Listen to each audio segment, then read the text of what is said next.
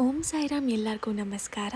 ನಿಮಗೆ ಯಾವಾಗಾದ್ರೂ ಬಾಯಿ ಕೆಟ್ಟಾಗ ಈ ಥರ ಒಂದು ಒಗ್ಗರಣೆ ಚಟ್ನಿನ ಟ್ರೈ ಮಾಡಿ. ಈ ಚಟ್ನಿ ಬಿಸಿ ಬಿಸಿ ಅನ್ನದ ಜೊತೆ, ಚಪಾತಿ ಜೊತೆ, ದೋಸೆ ಜೊತೆ ಹಾಗೆ ಜೋಳದ ರೊಟ್ಟಿ ಜೊತೆ ತುಂಬಾನೇ ರುಚಿಯಾಗಿರುತ್ತೆ. ಹಾಗೆ ಸಾಯಿಬಾಬಾರವರ ವ್ಯಕ್ತಿತ್ವದ ಕೂಡ ಬಗ್ಗೆ ನಾನು ಇವಾಗ ಮುಂದುವರಿಸ್ತೀನಿ.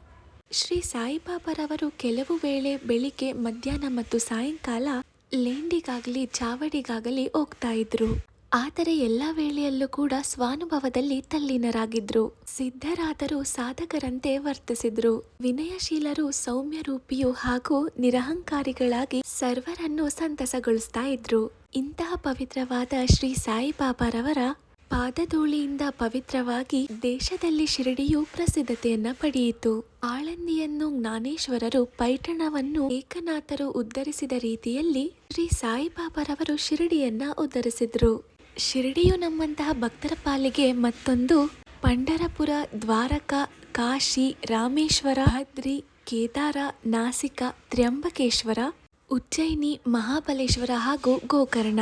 ಶಿರಡಿಯಲ್ಲಿಯ ಬಾಬಾರವರ ದರ್ಶನದಿಂದ ನಾವು ಸಂಸಾರ ಸಾಗರವನ್ನು ಮರೆತು ಸ್ವಾನುಭವವನ್ನು ಪಡೆಯಬಹುದು.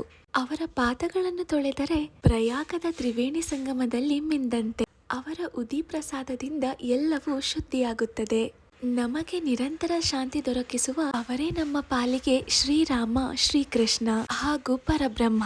ಬಾಬಾ ಎಂದು ಹಿಗ್ಗುತ್ತಿರಲಿಲ್ಲ, ಕುಗ್ಗುತ್ತಿರಲಿಲ್ಲ. ಯಾವಾಗಲೂ ಸ್ವತಃ ತಮ್ಮಲ್ಲಿಯೇ ತಲ್ಲೀನರಾಗಿ ಮೋಕ್ಷವನ್ನ ನೀಡ್ತಾ ಇದ್ರು. ಧನ್ಯವಾದಗಳು. ಓಂ ಸಾಯಿರಾಮ್.